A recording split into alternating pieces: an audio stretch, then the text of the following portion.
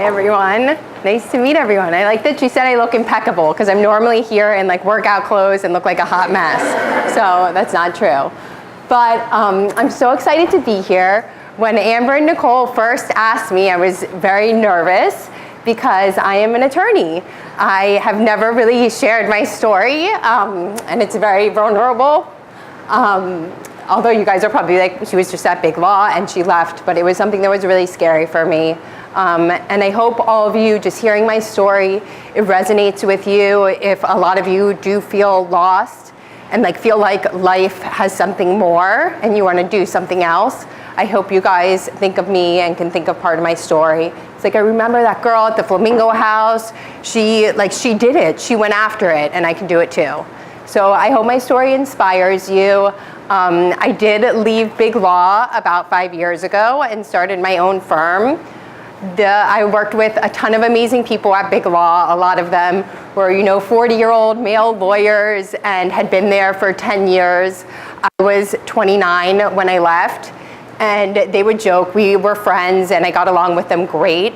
But after I left, they were like, Rachel, we all go to lunch sometimes and we think, if Rachel can do it, so can we. Like these 40-year-old men. And I'm like, you know what, you're right. Like they were probably doing it, like kind of making fun of me, like Rachel, like if she can do it. But it's true, like if I can frickin' do it, anybody can. Like you can do it, these 40-year-old guys, whoever you are, can do it. So I hope you guys leave kind of thinking about that. So I wanted to start with telling you about law school, because I feel like it's what triggered me into this like, I'm going after it mode.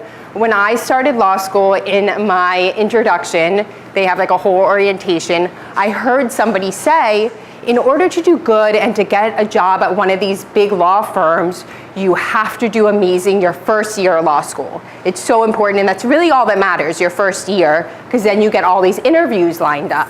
So I heard that. Both my parents were attorneys. One was a state attorney and one did criminal defense. They were never in the big law corporate world. Frankly, they probably don't even think that's being a lawyer because you never are actually in court. But once I heard that, I was like, that's it.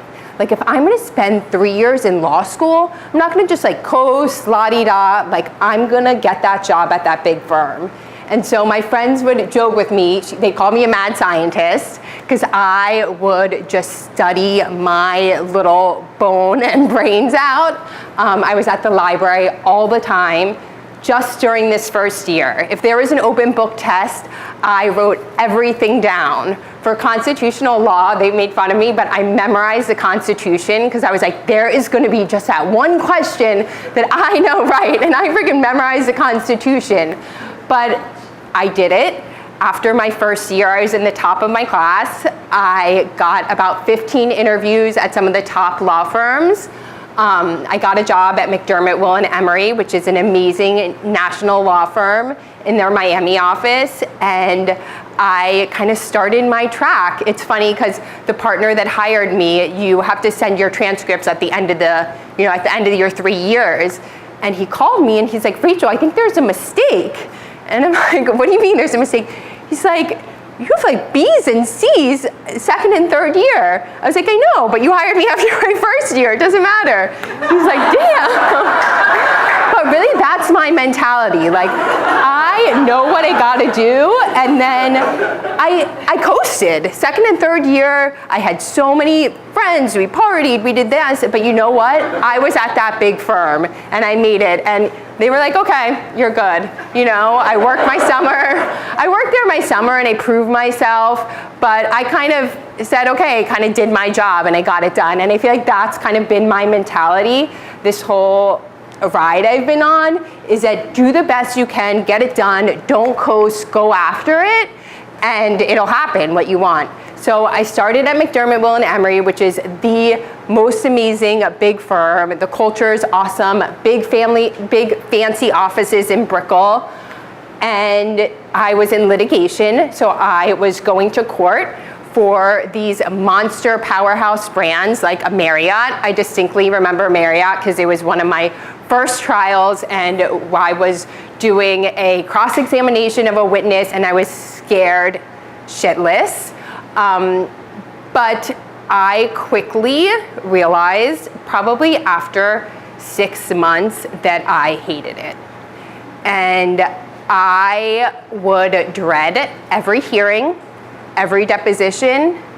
Even if it was a hearing where the other side wasn't even showing up, the judge was approving it, just something, I would have a pit in my stomach for months, and it was suffocating. And I just bit through it. I got promoted after my first year to essentially a third year, so they like jumped me up. I was always just marching on that partner track. I billed crazy hours, but I remember sitting in my car every day and not wanting to get out. And I was like, what the hell am I gonna do? Like, I went to law school, this is my life, like, I can't leave. And so I stuck it out for 5 years. After 4 years, I started really thinking. I was like, okay, like I gotta make a plan. I kept telling myself, like, I want more out of my life. Like, this isn't it. I need to do something else. My friend Christina was at Wilson Sonsini, a big venture law firm in New York. And I started calling her on my rides home from work and telling her, you know, I really want to go out on my own. I want to do my own thing. There's got to be something different. Maybe we can do like real estate closing, something. I don't want to do litigation. I hate it. I'm not a fighter. And she was like, you know what? I want to do it too. She was miserable too. So we planned for a year, and I did it. I put my notice in December 2015. Everybody was shocked. I didn't let anybody kind of know it was coming because I didn't know if I would actually have the guts to go through with it. And every single person doubted us. You know, close friends, close family, everybody was like, are you sure? Like, you're leaving this cush job, you have a great boss, like, what are you doing? And it was scary. I like completely went silent, and I stopped really talking to people about it. I was just like, let me prove to them. And I always, you know, when people tell you that, you have doubt too. But deep down, I believed in myself, and I was like, okay, I'm gonna do this. There's like no plan B, let's go. So it was me and Christina for 2 years, that's us. We had like a little launch party. At that time, we were still maybe gonna do divorce, do family law, do real estate closings. We had no clue. We were just going, like we were just starting. And that's what it took. And like, even looking back this day, I'm like, I can't believe we did that. Like, I can't believe we had the guts to just leave. We both had these amazing careers set up for us. So the first year, we worked, just the two of us, so hard. I worked from home, and then I heard about the Flamingo House, and Amber gave me a tour when it was like, not even, it was in shambles. And I was like, okay, I think this could work. And so we started. And then 5 years later, from there, we have built our firm. This is Mel. She was one of the first people that I called when everybody was having doubts and couldn't believe, and the old firm was trying to get me to stay. And you can always count on your friends, because Mel, I vividly remember it. You know, we always text, but with Mel, she actually called me because she wanted to like check how I was doing, because she had heard through the grapevine that I left and I gave notice. And she goes, Rachel, I have no doubt. She was like, you are going to succeed, and I have no doubt. And I tell her this to this day. I'm like, Mel, that conversation like saved me, because I was like, okay, like I'm gonna do it. I'm gonna do it well. So you can always count on your friends. And now today, J&O, we have 12 employees, 4 offices. Very proud of it. We do no litigation whatsoever. I stay far away from it. And we have built a niche as one of the powerhouse firms representing venture-backed companies. A lot of our companies are in Silicon Valley, New York. We have offices in New York, Austin, Northern Virginia, and down here. We represent about 80 companies monthly. Most of them have received VC funds, and we act as their outside general counsel. At this point, we are super selective on who we bring on as a client. We actually have to turn many clients away because they are not right for us, where in the beginning, we took anybody.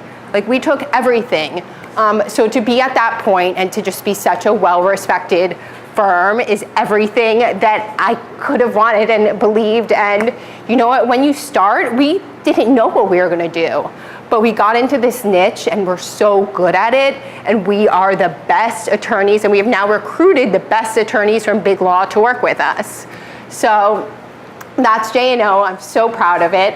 And after working with J&O for 5 years, I realized that I was kind of just working and going crazy. I also have 2 little kids. I have a 3-year-old and a 1-year-old. And I know, and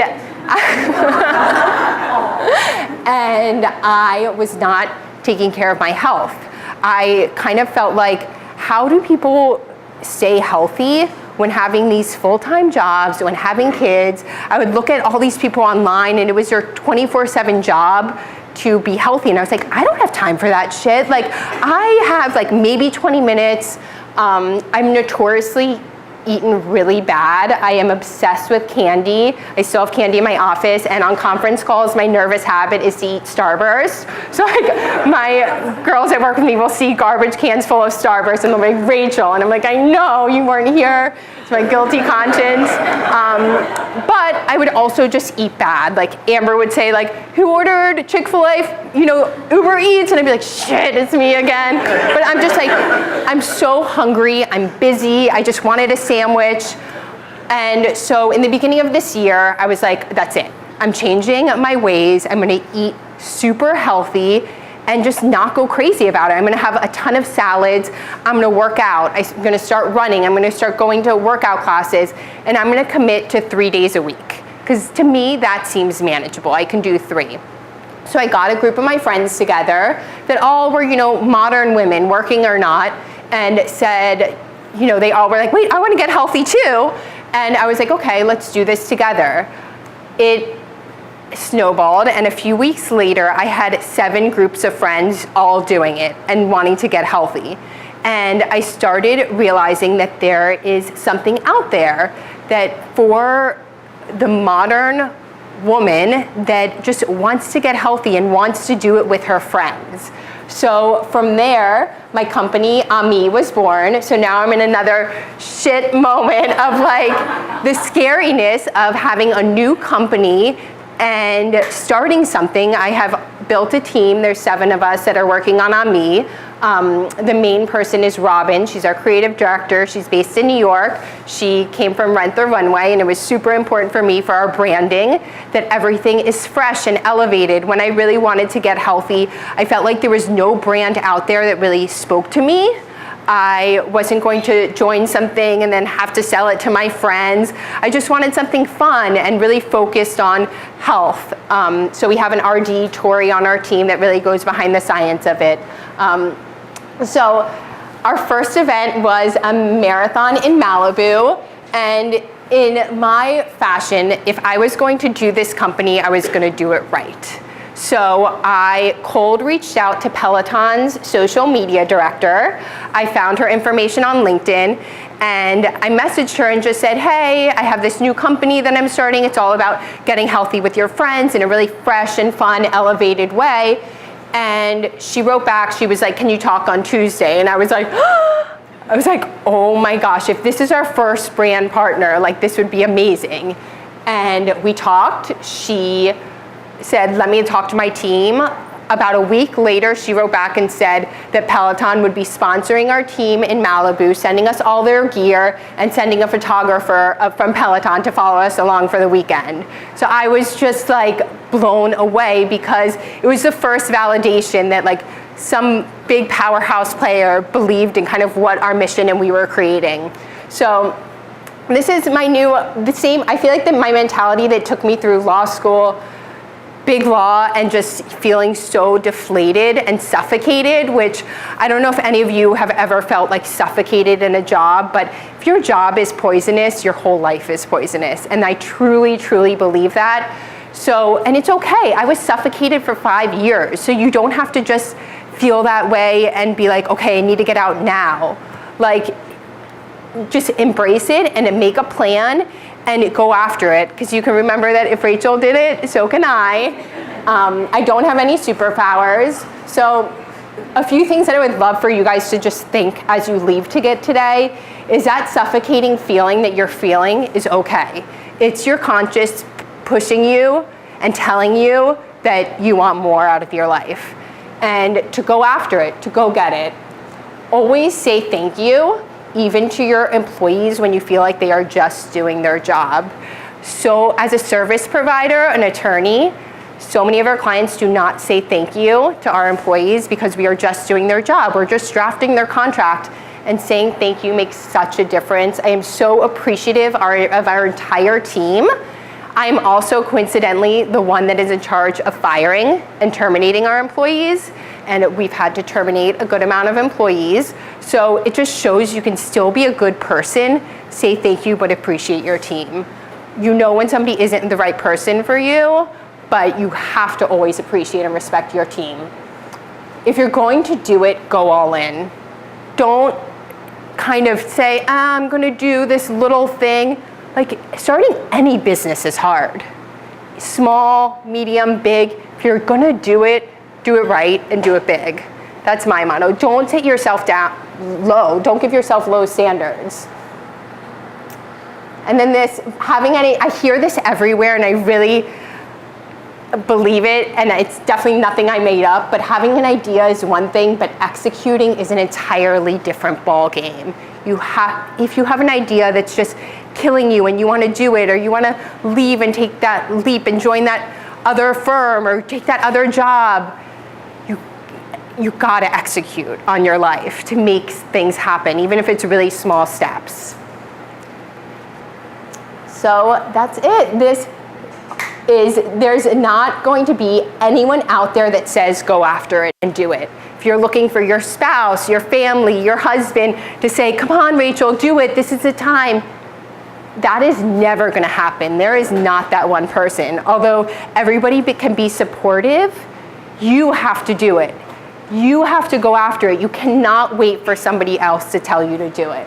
So you guys should all be that person, and remember that you got this.